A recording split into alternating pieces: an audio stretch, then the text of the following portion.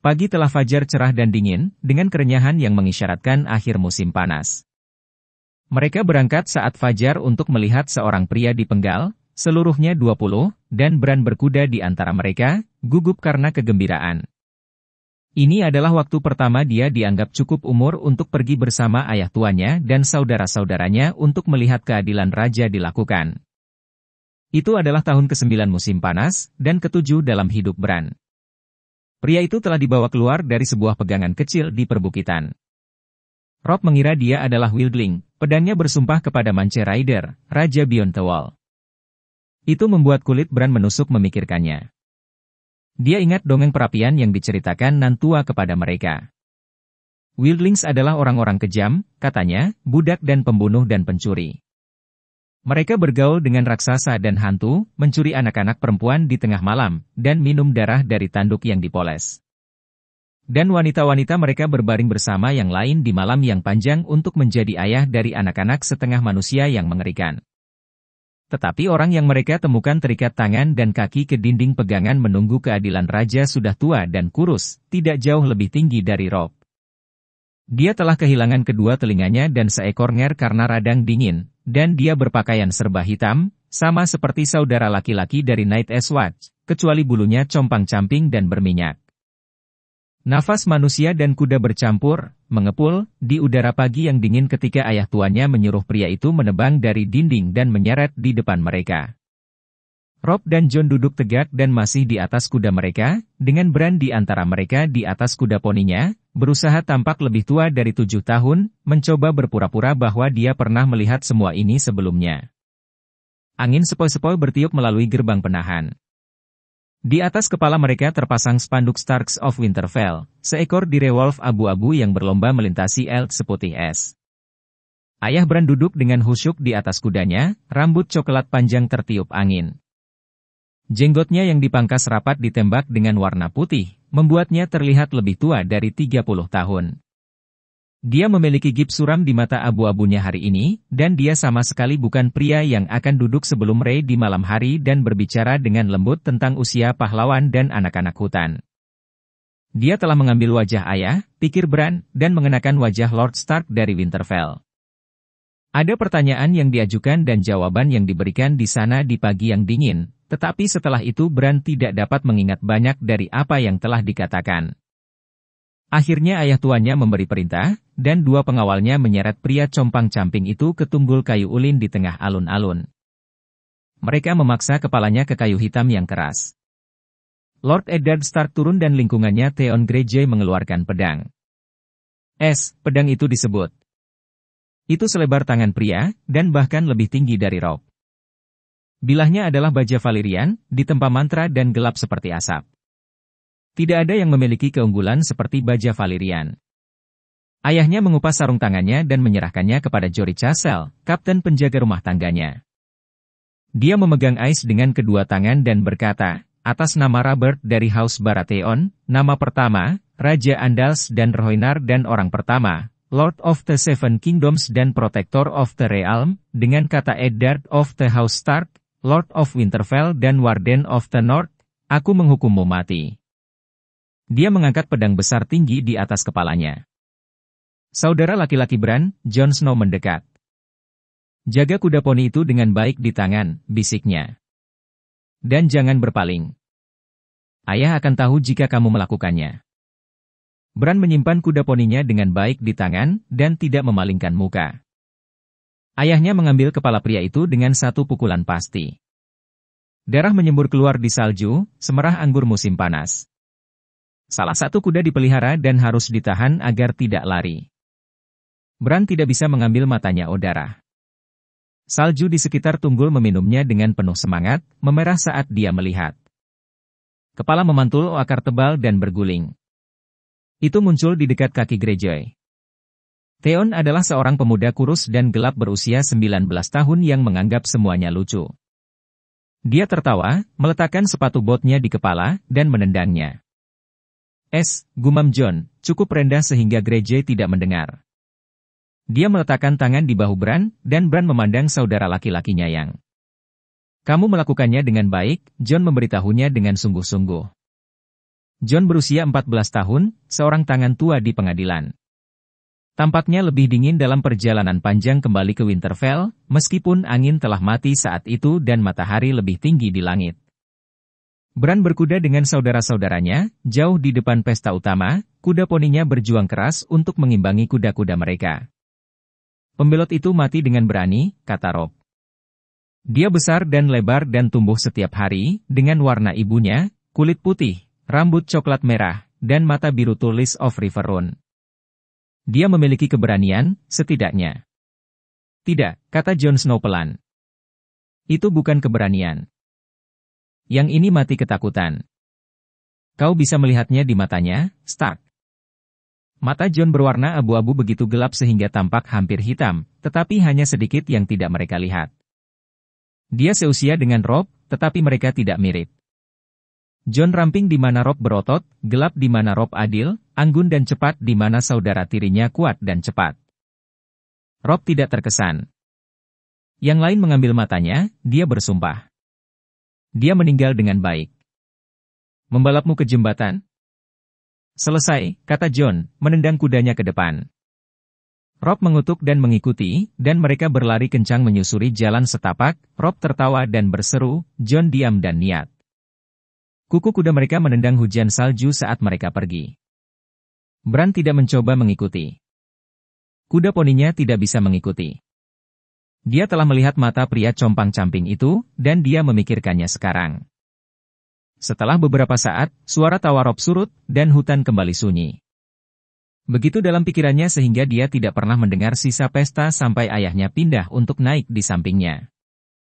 Apakah kamu baik-baik saja, Bran? Dia bertanya, bukan tidak ramah. Ya, ayah, kata Bran kepadanya. Dia mendongak.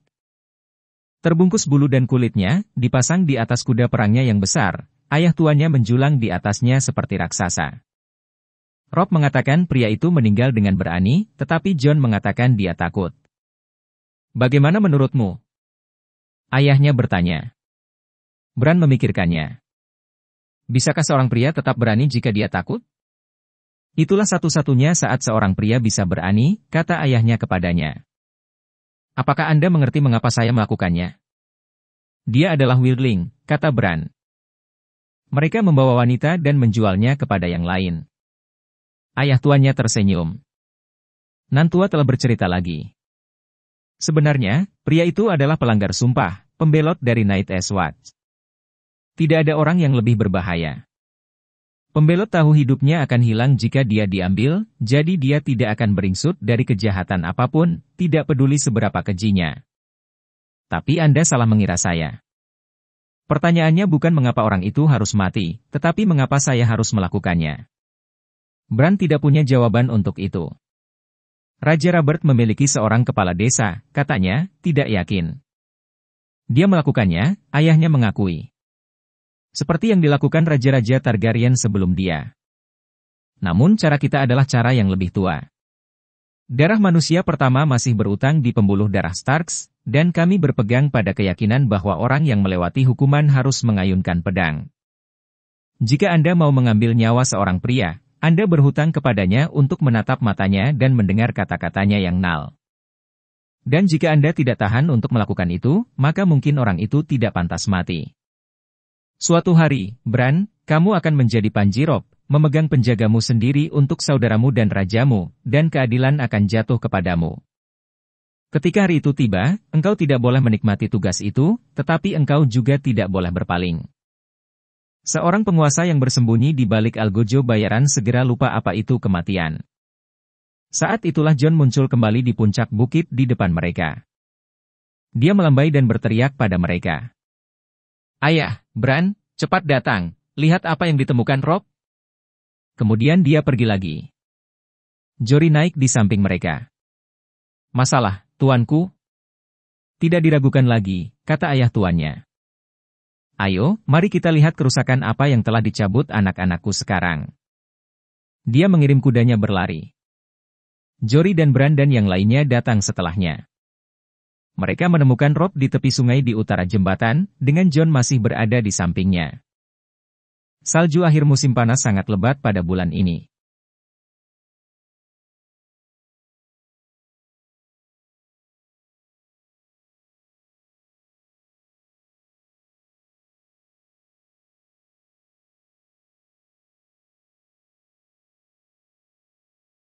Rob berdiri setinggi lutut dengan pakaian putih, tudungnya ditarik ke belakang sehingga matahari menyinari rambutnya. Dia menggendong sesuatu di lengannya, sementara anak-anak itu berbicara dengan suara pelan dan bersemangat. Para pengendara memilih jalan mereka dengan hati-hati melalui drift, meraba-raba pijakan yang kokoh di tanah yang tersembunyi dan tidak rata. Jory Castle dan Theon Greyjoy adalah yang pertama untuk menjangkau anak-anak. Greyjoy tertawa dan bercanda saat dia berkuda. Bran mendengar nafas keluar darinya. Dewa! Dia berseru, berjuang untuk tetap mengendalikan kudanya saat dia meraih pedangnya. Pedang Jory sudah keluar. Rob menjauh darinya. Dia memanggil saat kudanya dibesarkan di bawahnya. Rob menyeringai dan mendongak dari bungkusan di pelukannya. Dia tidak bisa menyakitimu, katanya. Dia sudah mati, Jory. Bran sudah penasaran saat itu. Dia akan memacu kuda poni lebih cepat, tetapi ayahnya menyuruh mereka turun di samping jembatan dan mendekat dengan berjalan kaki. Bran melompat dan berlari. Pada saat itu Jon, Jory, dan Theon Greyjoy semuanya telah turun juga. Apa dituju naga itu? Greyjoy berkata. Serigala, Rob memberitahunya. Orang aneh, kata Greyjoy. Lihat ukurannya. Jantung Bran berdebar-debar di dadanya saat dia mendorong melalui drift setinggi pinggang ke sisi saudara-saudaranya. Setengah terkubur dalam salju berlumuran darah, bentuk gelap besar merosot dalam kematian. Es telah terbentuk di bulu abu-abunya yang lusuh, dan bau samar korupsi menempel padanya seperti parfum wanita. Dedak melihat sekilas mata buta merangkak dengan belatung, mulut lebar penuh gigi menguning. Tapi ukurannya yang membuatnya terkesiap. Itu lebih besar dari kuda poninya, 2 kali ukuran anjing terbesar di kandang ayahnya. Tidak aneh, kata Jon tenang. Itu direwolf. Mereka tumbuh lebih besar dari jenis lainnya.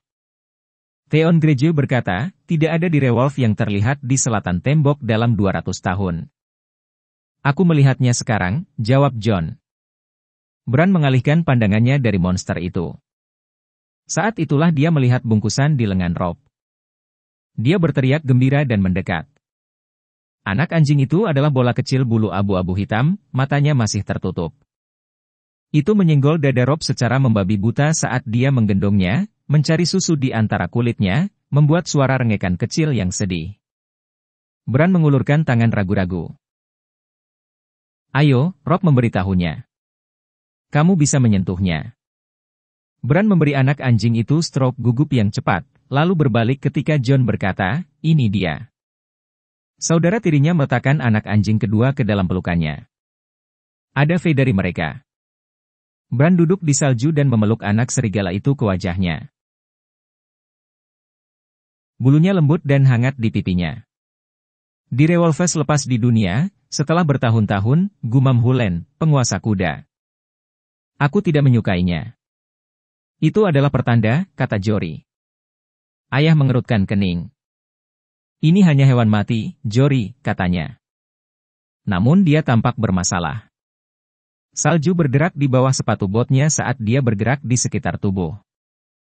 Apakah kita tahu apa yang membunuhnya? Ada sesuatu di tenggorokan, Rob memberitahunya, bangga telah menemukan jawabannya bahkan sebelum ayahnya bertanya. Di sana, tepat di bawah rahang. Ayahnya berlutut dan meraba-raba di bawah kepala binatang itu dengan tangannya. Dia menarik dan mengangkatnya agar semua orang bisa melihatnya. Kaki tanduk hancur, tine patah, semua basah oleh darah. Keheningan tiba-tiba menyelimuti pesta. Orang-orang itu memandang tanduk itu dengan gelisah, dan tidak ada yang berani berbicara. Bahkan Bran bisa merasakan ketakutan mereka, meskipun dia tidak mengerti. Ayahnya melemparkan tanduk ke samping dan membersihkan tangannya di salju. Saya terkejut dia hidup cukup lama untuk whelp, katanya. Suaranya mematahkan mantra. Mungkin dia tidak melakukannya, kata Jory. Aku pernah mendengar cerita. Mungkin perempuan jalang itu sudah mati ketika anak-anak anjing itu datang. Lahir dengan orang mati, kata pria lain. Nasib buruk. Tidak masalah, kata Hulen. Mereka akan segera mati juga. Bran berteriak cemas tanpa kata. Lebih cepat lebih baik, Theon Greyjoy setuju. Dia menghunus pedangnya. Berikan binatang itu di sini, Bran. Benda kecil itu menggeliat ke arahnya, seolah-olah mendengar dan mengerti. Tidak. Bran berteriak erceli. Ini milikku. Singkirkan pedangmu, Greyjoy, kata Robb. Untuk sesaat dia terdengar memerintah seperti ayah mereka, seperti tuan yang akan dia lakukan suatu hari nanti. Kami akan memelihara anak-anak anjing ini. Kau tidak bisa melakukan itu, Nak, kata Harwin, yang adalah putra Hulen. Adalah belas kasihan untuk membunuh mereka, kata Hulen.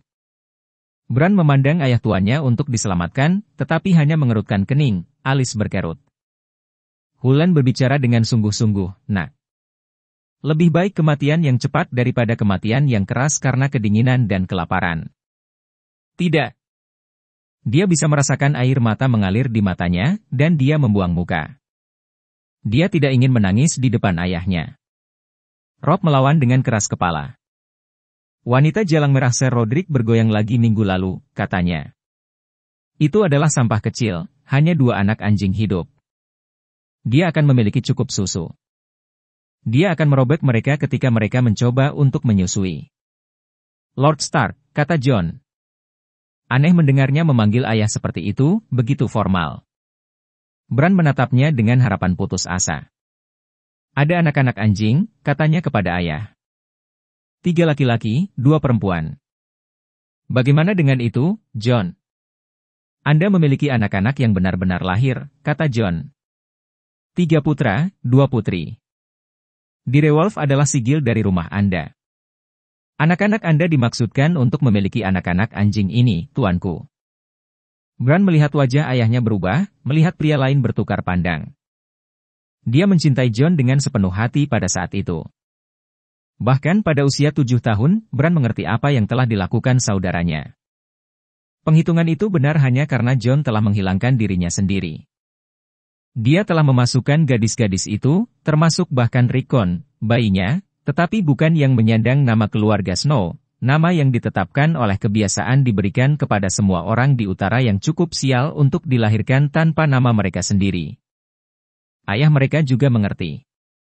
Kau tidak ingin anak anjing untuk dirimu sendiri, Jon? Tanyanya lembut. Direwolf menghiasi spanduk House Stark, Jon menunjukkan. Aku bukan Stark, ayah. Ayah tuan mereka menganggap Jon dengan serius. Robb bergegas ke dalam keheningan yang dia tinggalkan. Aku akan merawatnya sendiri, Bapak, janjinya. Aku akan merendam handuk dengan susu hangat, dan memberinya hisapan dari itu. Saya juga. Bran menggema. Tuan menimbang putra-putranya panjang dan hati-hati dengan matanya. Mudah dikatakan, dan lebih sulit dilakukan. Aku tidak akan membuatmu membuang-buang waktu para pelayan dengan ini. Jika Anda menginginkan anak-anak anjing ini, Anda akan memberi mereka makan sendiri. Apakah itu dipahami? Bran mengangguk penuh semangat. Anak anjing itu menggeliat dalam genggamannya, menjilat wajahnya dengan lidah yang hangat. Kamu harus melatih mereka juga, kata ayah mereka. Kamu harus melatih mereka. Kennel Master tidak akan ada hubungannya dengan monster-monster ini, aku berjanji padamu. Dan para dewa membantu Anda jika Anda mengabaikan mereka, atau menyiksa mereka, atau melatih mereka dengan buruk. Ini bukan anjing untuk meminta camilan dan menyelinap saat menendang. Direwolf akan merobek lengan pria di bahunya semudah anjing membunuh tikus. Apakah Anda yakin menginginkan ini? Ya, ayah, kata Bran. Ya, Robb setuju. Anak-anak anjing itu bisa mati, terlepas dari semua yang kamu lakukan. Mereka tidak akan mati, kata Robb. Kami tidak akan membiarkan mereka mati. Simpan mereka, kalau begitu. Jory, Desmond, kumpulkan anak-anak anjing lainnya. Sudah waktunya kita kembali ke Winterfell. Baru setelah mereka naik dan dalam perjalanan, Bran membiarkan dirinya merasakan udara manis kemenangan. Pada saat itu, anak anjingnya meringkuk di dalam kulitnya, hangat terhadapnya, aman untuk perjalanan pulang yang panjang.